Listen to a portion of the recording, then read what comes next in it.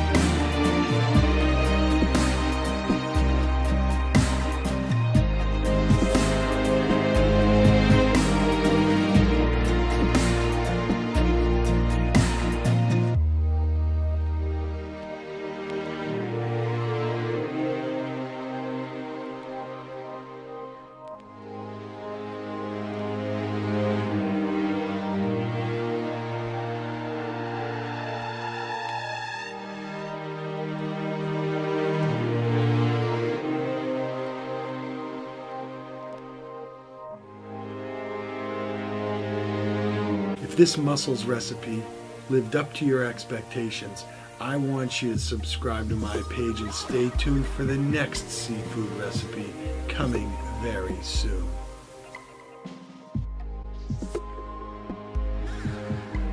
I don't care if you like Maine mussels or not. Tune in next week for more great videos because I'm going to keep them coming.